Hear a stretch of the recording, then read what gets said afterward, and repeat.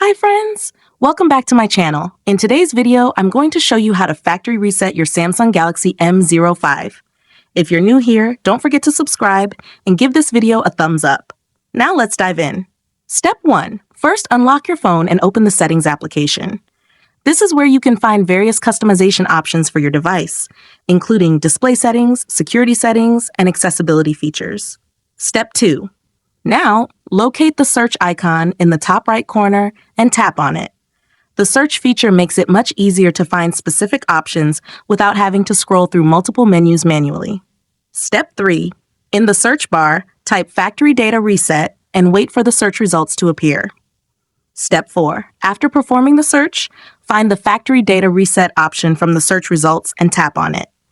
Choose the Factory Data Reset option again. Step 5. For the last and most important step, scroll and locate the Reset option, tap it, and then enter your password. Lastly, tap Delete All. Your Samsung phone will now reset to its original factory settings. If you found this tutorial helpful, don't forget to give it a thumbs up and subscribe to my channel for more great tips.